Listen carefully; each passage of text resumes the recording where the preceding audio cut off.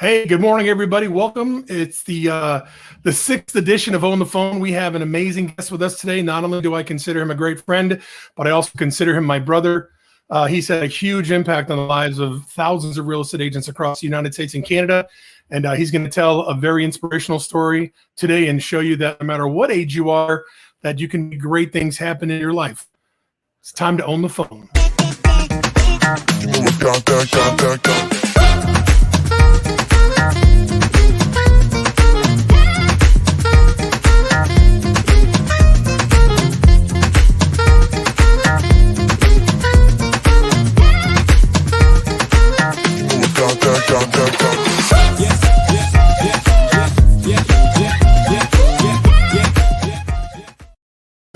Alrighty, welcome again to Own the Phone. Our guest today is harder to pin down than a snake on the way to eat something. He is a busy, busy man. So I'm super excited to have Cliff Freeman join us today. Before we talk to Cliff, I want to give you a little background on Cliff. He's a Texas native. He actually grew up in the DFW area and graduated from Rice University in '81 and then got his MBA there back in '89. He's got over 30 plus years in the real estate experience in the real estate industry, with 11 of those years not just as a producing agent, but also as a coach and mentor. He's worked with over 500 of the top real estate agents and teams across the United States and Canada. Prior to his venture with EXP, he also had one of the top producing teams in DFW. He is a three-time award winner for the D Magazine Best Real Estate Team in the DFW area. He's also been recognized as a top agent through Top 8 Magazine in the DFW area. He's currently number 6 in revenue earnings out of 55,000 real estate agents in the EXP system, which he's only been in for, I think, a little over 4 years, correct? And currently has a little over 8,000 people in his organization. He's got a very strong producing group right here in the DFW area with a little over 40 agents. So fortunately, we still have some time to talk about what's going on today. So it's quite an impressive resume. Man, thanks for making some time for me today. Well, thanks. I want to meet this guest, man. That was quite an intro. Hey, listen, you know what? I searched the internet far and wide, and I've also written your biography about 10 times, so I'm pretty clear on what's going on. Well, I appreciate that. You know, you and I go back a long way. Yeah, I got to mention though, you said something about my age, or at any age, no matter what. I just promised that since you're going to talk about my age, I'm not going to talk about your youth and inexperience. How's that? Is that fair? Or my weight. If we can avoid all three of those things, we'll be in good shape. Okay. You're not old. I just your story's inspiring. You know what I'm saying? I mean, you had, we're going to talk about it. You had a huge kick in the crotch at a later age than most people would like to have to. You know what I'm saying? And so I'm amazed at what you've done with it, and I just want to inspire people with it. So. Well, it was a kick in the crotch, but it takes leather balls to play rugby, as we used to say. Exactly. Or Alex Baldwin, brass balls, right? From Glengarry Glen Ross. There you go. Perfect.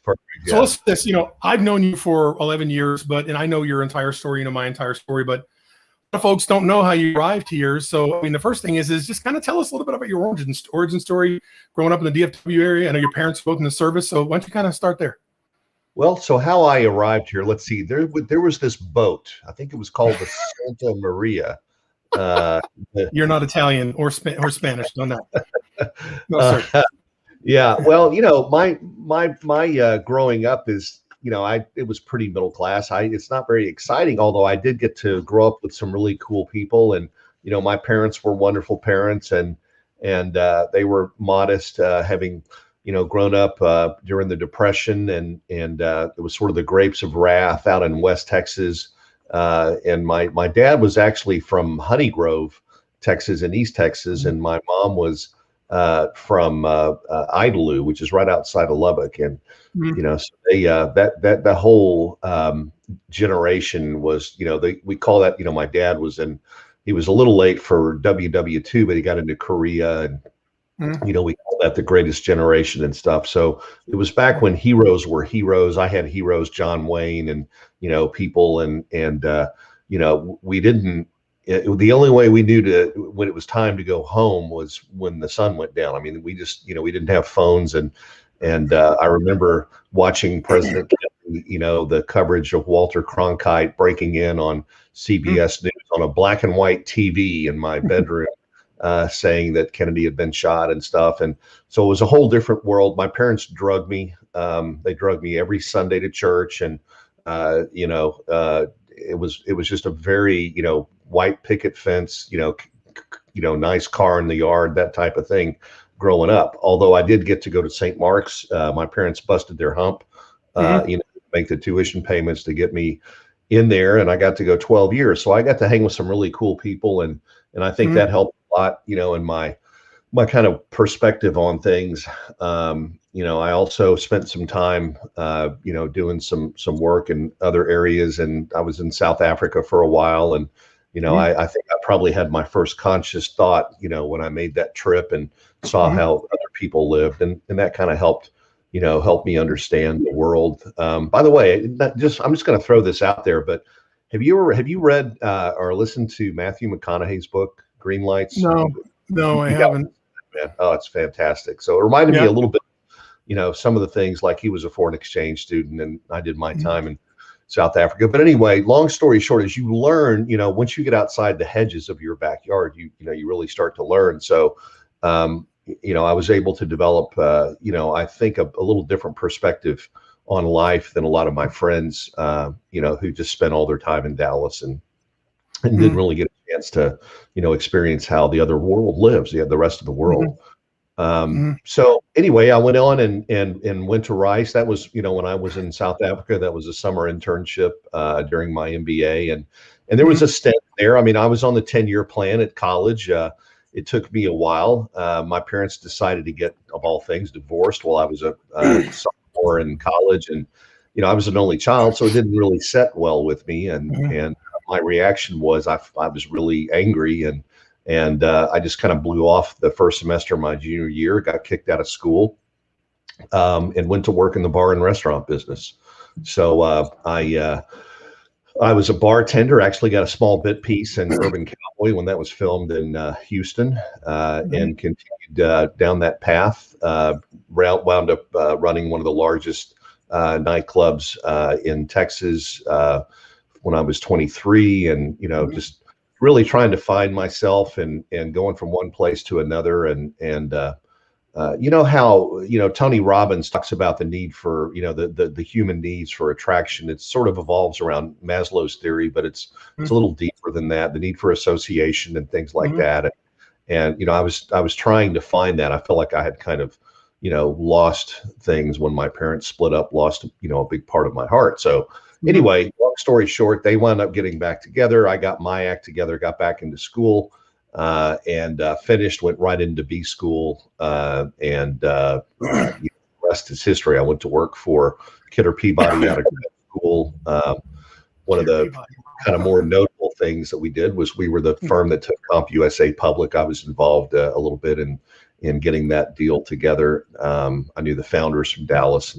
Long story, but anyway, I came back to Texas after New York and worked and did capital formation for companies, and we helped companies get access to the smaller boards, NASDAQ and over the counter markets and so forth. So I did that for a while, and along the way, I'd gotten my real estate license because my mom was a realtor. She was a realtor with Ebby Holiday, right? And if you're in this area, everybody knows Evie Holiday. Bless her heart. If she were alive today, she'd probably be 106. I think she lived to be 104 or something, but it was an incredible life she had. And she really, blazed the trail here in Dallas for women and women in real estate. And she, her firm is still very well known, Berkshire Hathaway bought them a while back. But my mom was a realtor there. And the only thing I really remember, Wally, this was so funny, is, St. Mark's was expensive. And, my parents lived, a very, kind of middle class life. And I just remember her saying every time my tuition was due, she'd go, "Oh, got to go sell a house. Your tuition's due." I was like, "You got to do what?" And how does that work? You just turn on the faucet and all of a sudden money comes out.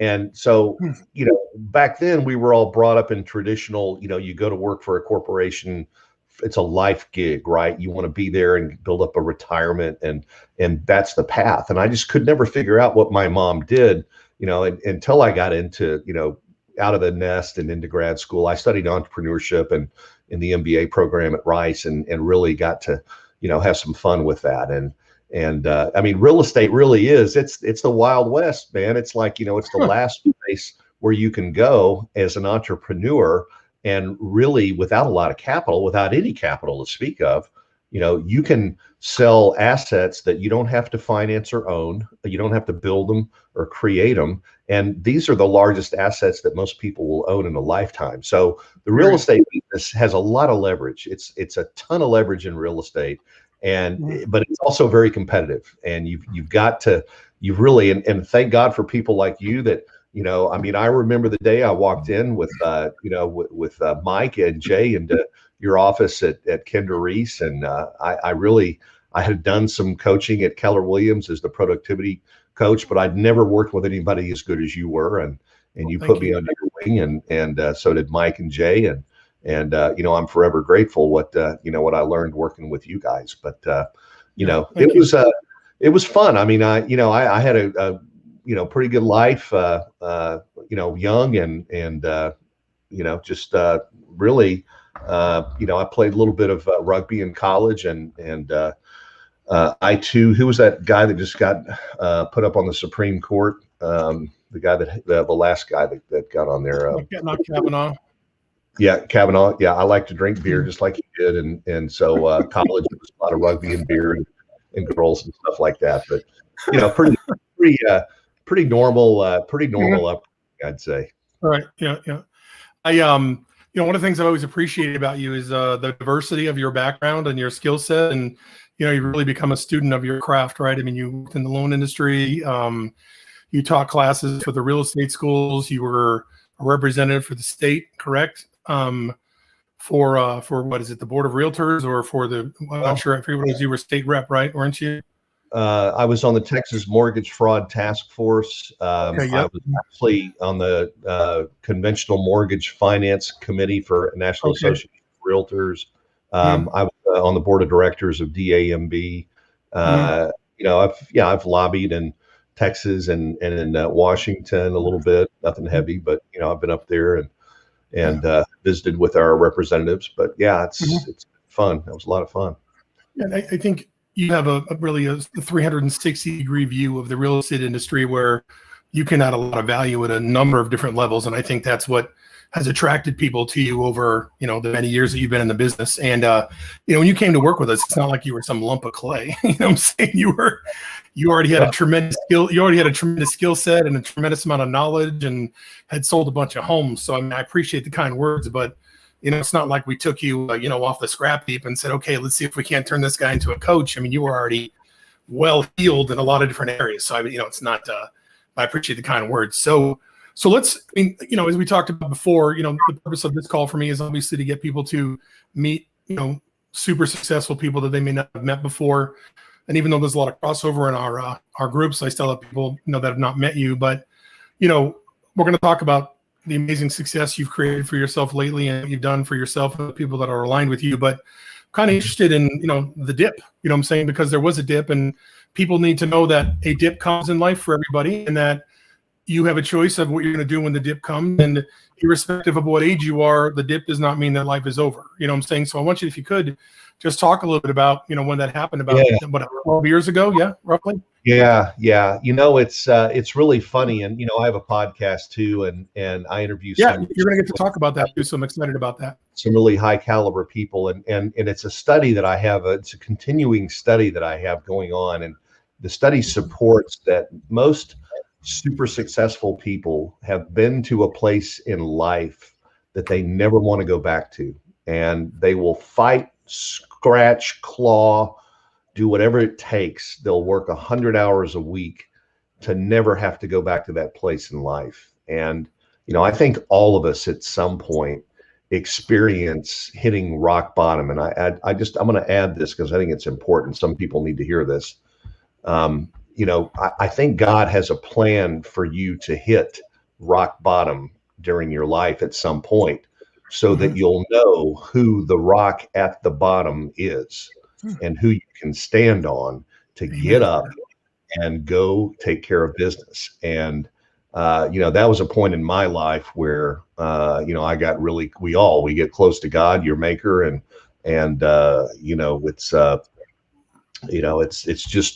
it's wonderful to know that he's there to help you through times like that. Mhm. But just in a nutshell, just to describe the sort of circumstances, my parents were ailing. They were getting older. My dad passed away in '05, and from that point on, my mom was by herself. We had moved back, and I was in the middle of a really horrible divorce, and it was very contentious, finding a mercenary attorney on the other side, and just, I mean, it bankrupted us, totally sent us down the toilet.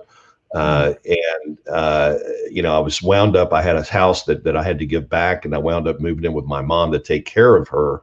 Mhm. Because in her 80s she was convalescing. She wasn't doing well. She just had kind of gotten to that part of her life where she needed constant care. And Mhm. so, and the two kids moved in with her, and it was in the house where my dad had, overflowed the toilet, and there was no carpet in the room that we moved in, and it was a very dire situation. And because I was selling real estate and sort of doing loans at the time, Dodd-Frank happened, and I decided to, go real estate full time. But what I found was I needed to be, taking care of my mom and kids when I should have been out working with real estate clients. And so that's when I Mhm. kind of looked at coaching as an opportunity to get some steady income and to be able to maintain and manage my calendar a little better. And so that's what I did. I could actually do it from home Huh. as well, which was really helpful. But there was a time there where, I mean, I had to buy my neighbor's used Ford Explorer. We called it the Exploder. Loader. Uh, Remember that? The and red the exploder, right? red Exploder. Do you remember that? Yep. Golly, man. I do. Yep. Yeah, and it was peanut butter and crackers. We used to love, the beef stroganoff, the hamburger helper. And Yeah. if my son's listening to this, I know he's probably licking his chops right now. But that was our one of our all-time favorite, dinners was the hamburger helper beef stroganoff. It's really good. And but we survived, and we kept, punching through. And when you're in a situation like that, you have no sense of time, and because everything is all you're doing is focusing, what's on my thing to do next. I'm just, Mhm. I'm one thing at a time. I have no plan for the future. I have, I mean, I'm worried about, okay, next thing is a meal. I've got to cook a meal for my mom, and for the family, and then somebody's Caroline's go to soccer practice, or this or that or the other.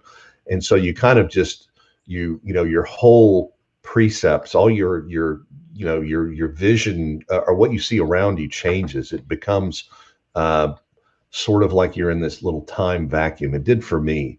But I just knew that if I put my head down and I just kept, if I kept doing the right thing, and developed some habits that I knew could lead me out of this, that eventually I'd be able to work my way out of it. So as you know, And you it did. happened and worked out, and I was able to, it was a struggle for 3 or 4 years there, but I was able to, to get back and spend more time selling real estate. Unfortunately, my mom passed away in 2010, and again, I thank remember you that. for you when you came to the funeral. I remember you being there at Prestonwood, and Yep. and but it was at that time where things started to change for me, because obviously I had my time freed up and stuff. So I got serious about, coaching and selling real estate again, and started to build a business, and things were really on a good path, and Mhm. things were going great. We was with you and Mike and Jay for about 8 years, I guess. Yep. Just The about 8, 9 transition years. Yep. into Mhm. Reese, NAEA. Mhm. And then I had joined Keller Williams during part of that time in the beginning. And then I left to become an independent agent. And, one of the things that, if you recall, Wally, Commissions Inc. was kind of a big deal back then. Dwayne was just getting that rolling. And I think we sold about 600 platforms for him.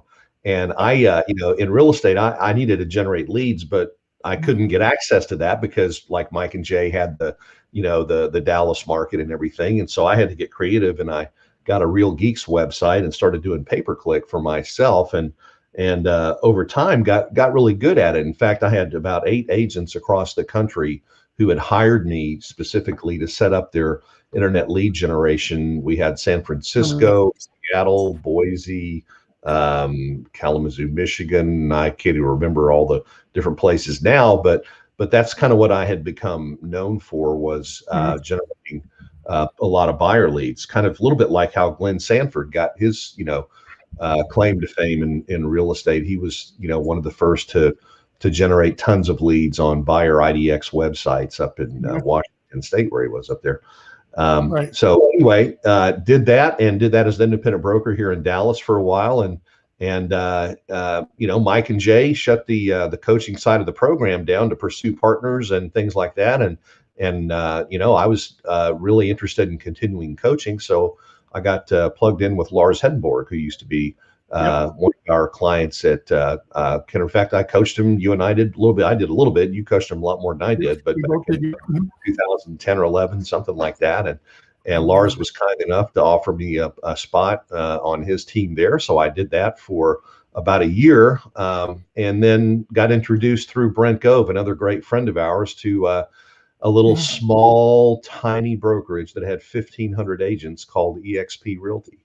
And that was at the end of 2016, just to fast forward a little bit. And it was that one decision and that one friend that I'll never forget. I'll be thankful and grateful for Brent for the rest of my life for taking the time to corner me in Dallas. He was actually there to see Mike and Jay, and Mike and Jay were busy, but he found me and told me about EXP. And for me, it was a perfect time. I was concerned about outliving my money, man. I told you I was flat ass broke just a few short years earlier. My biggest fear was I was going to repeat what my parents had done, and my kids were going to have to take care of me, and I was going to outlive my money. So by the grace of God and by the kind heart of Brent Gove, he explained the business model to me, and within 2 weeks I was hook, line, and sinker all the way in, sold on it 100%. I vetted the leadership team and the business model and everything, and I was 1,000% behind it. So awesome. About a year later, I wore an EXP hat into one of Lars's intensive, and he fired me. And it was really funny. I say that I can laugh about it. Did he really fire you? Fired me because part of it was he was changing directions, but I walked in with an EXP hat and he said, "Take that fucking hat off." And I said, "Oh my gosh, okay." We had just played golf that morning and I was with my son, and he said, "EXP is the devil's work," and he'll tell you the same story. And it turns out that he's here with us at EXP now. He's come full circle, and he got rid of his scotoma, his blind spot, and now understands he's killing it here, just doing a great job. But we're so glad to be back, full circle. Super good friends. I love him to death. He's like a brother. Very good guy. Very good guy. Yeah. So that's in a nutshell. That's 20 minutes of my story. No, this is why you're here. This is why you're here, because it's such an amazing story. I want to go back to one thing you said, which I think is super important. You're like, hey, I started focusing on what I had to do, right? There was no concept of time. I just did what I had to do every day, focus on what I had to do next. And then you said, and about 3 or 4 years later, right? 3 or 4 years later, you didn't just start focusing and results didn't start popping for you. You said 3 or 4 years later. I think that's key, right? That's an important aspect of this story right here, is that, even if you're because look, I've been to the bottom, I mean, I've been to the bottom. I've been to the bottom a few times, had to learn my lesson, but you have to realize that it's not going to just, the hockey stick isn't going to just come happen for you. You've got to really put your time and have faith that it's going to work out, and then not just put in the faith, but also the effort, So I thought that was an interesting distinction right there. Yeah. I mean, it is, I love the Tony Robbins quote, people often overestimate how much they can do in a day and underestimate what they can do in a year, something like that. And it does take that time. I mean, we were students of Darren Hardy's book, The Compound Effect. Atomic Habits is another great book on how important habits are. You have to be able to be consistent in life about things in order to get consistent outcomes. And that's the problem that most people have. They'll try weight loss for 3 weeks and say, ah, shit, I only lost 3 pounds. It's not going to work for me. I'll try something else. And, Mhm. whereas if they really worked at it, and that's like in marketing or anything else, we call them campaigns because they're not, throw it at the wall and see if it sticks. That's not how it works. But, you've got to put a plan together that's going to, and realize it's going to take, time for Mhm. sure. Man. And so what I see in you is a tremendous amount of gratitude for what's happened in your life, not just for the things that were challenging, but also for the great things. And the way I think you represent it two ways is, number one is that you work as hard as anybody I know every day. And if you wanted to, you could take some time off and your lifestyle wouldn't change. You work as hard as anybody I know on a day-over-day basis. And not just for yourself, but to help other people as well. A lot of what you do is to help other people, right? But that's the other thing, you're a pay it forward kind of guy. I mean, you over deliver, in helping people and putting people in positions to succeed. And so, I think that shows the gratitude for not just what you have now, but for, the path you've taken and how it's impacted your life, so I really recognize that in you. Can I tell you real quick where that came from? Yeah, please do. Zig Ziglar used to sit on the second row. Now, I read his books long before I met him in church, but he handed me a rock one time that had the word gratitude written on it. And he said, I want you to carry this around and keep it in your pocket. And whenever you feel fear or something like that, or something's not going right, I want you to pull that rock out and think about some of the things that you're grateful for. I love that. And it was, because being grateful will overcome fear every time. And the second thing, he said, I work hard. The second thing he told me was, he said, Cliff, he said, it's better to wear out than it is to rust out. Okay. Oh, right. I like that. And I always took it to heart. That's what we tell people getting in the real estate business: work harder than anybody else does now so that you can live like nobody else does later. Right. Right. Yeah. It's like a Neil Young reference, right? It's better to burn out than to fade away. Right. So let's talk about this. Yep. Right. True. So you hear, when it comes to, speaking about people who have served the country, you heard about, like freedom is not free, right? Lives are spent, are given so that people can have their freedom. But, you talk about the three freedoms: time freedom, money freedom, and location freedom. And those freedoms aren't free either. They come at an extremely high cost. They're well worth it. And you have time freedom, money freedom, and location freedom. I mean, you live it, what I'm saying? But it was not free. Getting there has taken you a significant amount of time. So can you talk just a little bit about overcoming obstacles and then why you'd want to, and what it looks like to get into time freedom, money freedom, and location freedom, please? Yeah. And, I guess everybody has their own definition of success, but for me, that really was what was important. And, I think you nailed it when you said that none of that comes without a cost. And that, that goes back to the service that, the people that died for our country, all the way to, how hard we have to work. A lot of people look at entrepreneurs that have made it, and they see the G-Wagons and the houses and the lifestyle and all that kind of thing, and they're jealous, and they think that was just, they got lucky. But, behind that entrepreneur is 1,000 mistakes they made. They've been broke. The average self-made millionaire has been broke 7 times. I mean, it is a battle to get to where you are. And we make it look easy, and it's because you don't read news coverage about the failures. All you read about are the successes. And so, you read about the tip of the iceberg, when the iceberg that's underwater, all of the struggle, the hardship, the broken hearts, families, wallets, I mean, you name it, that it took to get there. That's what you really don't hear about. And, it is. And I think as soon as you can begin to understand that it's, the money in your bank account is a measure of how well you serve other people. I think that is the key, that you've got to get that straight in your head before you're really going to understand how to become, wealthy.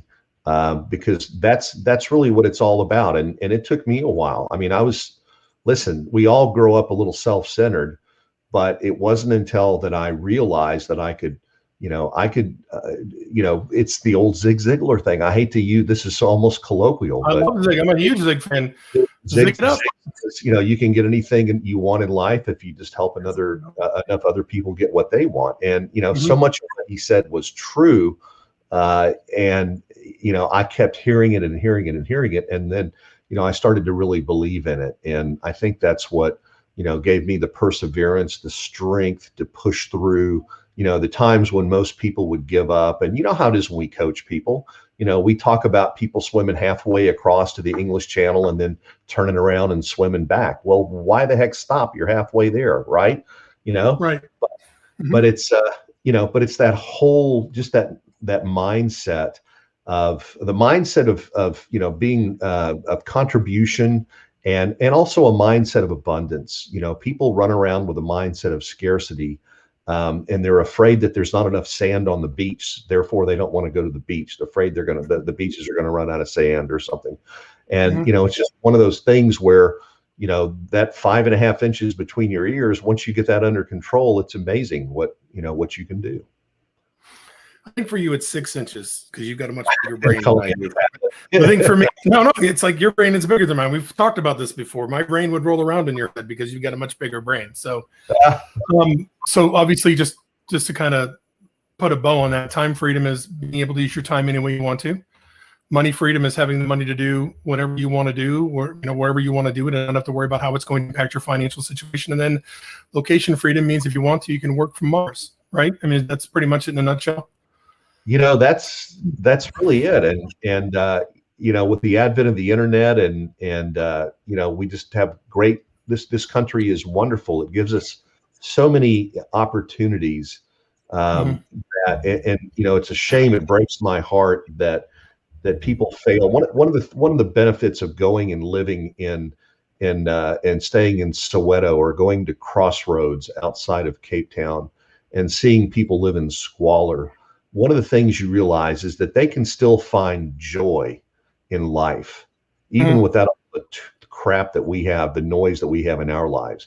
Yet you can come over here to this first world country and see people bitch and complain because they don't have the new phone.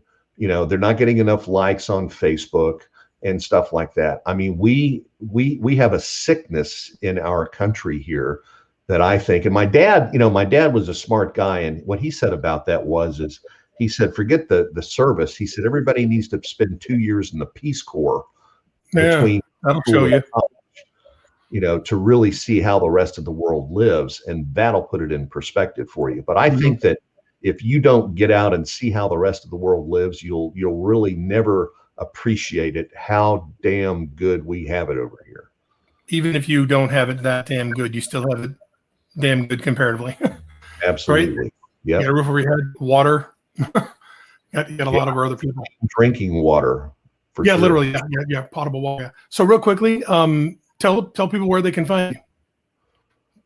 I'd love to meet anybody on the show who's, wants to, ask me a question. My email address is just Cliff at the URL that's scrolling down below, Cliff at cliffordfreeman.com. That's the easiest way to get a hold of me. My phone doesn't get answered very often, but I always check. I'm in a position to check emails and stuff. So you can also hit me up on Facebook or LinkedIn or Instagram or, any of the other, social media channels. Would love to chat. Cool. Give us a 30-second commercial on Cliff's Notes, because it's been around for a little over 2 years now, right? Yeah, we're about to hit our 100th episode, Wally, and you've been on a couple times to help us with that, and really appreciate that. You always come delivering the fire, man. It's time to get you back on again. It's been what, 3 months, I think, or 4, maybe a little longer, but December, I think. Yeah, Cliff's Notes. I wanted to create something that would be able to help agents who didn't have the benefit of some of the great mentors that I've had. And if you look at the guest list that's been on my show, I've had some of the top agents and mentors Mhm. in real estate in the US and Canada. And, my only ask of guests when they come on is, can you please I want you to drop some value on our audience. I want you to leave a big fat nugget, for people when you come on the show, and we can basically talk about whatever you want to talk about. But, let's make sure that we're reaching the audience and giving them, whether it's encouragement or a tip or a trick or tactic or something or a strategy that they can implement in their business. And, I didn't plan it for it to be, nation or a big, big thing like some of the other guys that I follow, the bigger coaches, Ricky Carruth and Brian Casella. Some of those people have hundreds of thousands of followers. Mine's just Right. very, we don't boost it. It's all organic. And I'm just very thankful that, I've been able to have some of the incredible people on the show that I have. And I love it. I have fun doing it. And as long as people are watching it, I'm going to, hang in there and do it for as long as I can. Yeah, it's incredibly high production value.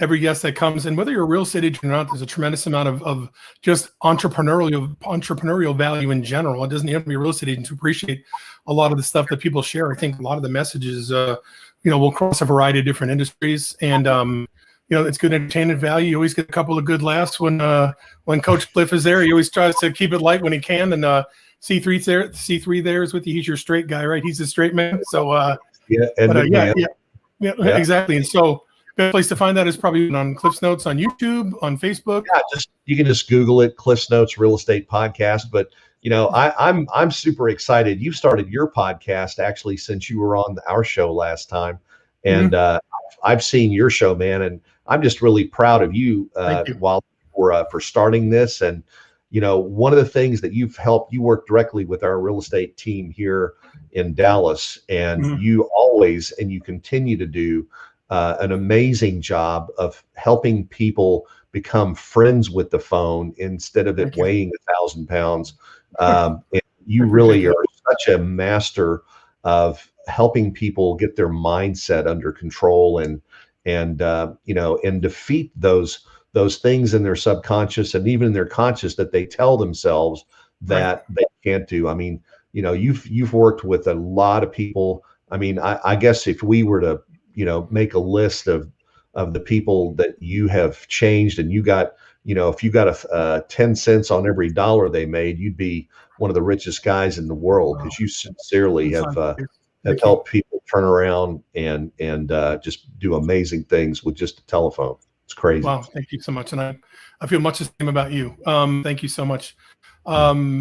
It's like this has been a production of the Mutual Admiration Society. Thank you. So no, I appreciate that. So listen, speaking of dropping nuggets, I mean, you gave a tremendous number of nuggets for the soul, for the heart, for the mind today, for people to take back and take for checking and look at what they're doing. And I'm hoping just one person today was having a tough time, heard your story, and decided that they weren't going to let it keep them where they are today, and then they were going to continue to move forward. This will be on Facebook and YouTube and on Apple and some other places. So hopefully we'll be able to change some lives with what you shared. So I love you. I'm super grateful for you. Thank you so much for joining me today. You have anything else you want to add? Just that God is good, and it's funny because 10 years ago when I first met you, actually 12 years ago, I guess, or maybe 15. I would have never guessed what the road would have been like, for the following for the next 15 years. But I'm so grateful that we're all of us are back together again. We're all, on the same team again. And gosh, are we creating something that is just bigger than everything else we've ever done? And it's just very proud of what you're doing, Wally, and how you're leading people, to places that they've never been before. And I thank you for being who you are, and glad to be in business with you, man. Likewise, I thank you. And we're definitely changing some lives. All right, folks, that's Cliff Freeman. I'm Wally Bressler. This has been On the Phone. Hey there, this is Wally Bressler. And on behalf of my guest today, I'd like to thank you for joining us for this episode of On the Phone. If you'd like more information on how to overcome sales call reluctance, procrastination, and self-sabotage and become an expert on the phone, go to www.phonesalessecrets.com. And if you'd like my free course on how to overcome sales call reluctance, please go to www.phonesalessecrets.com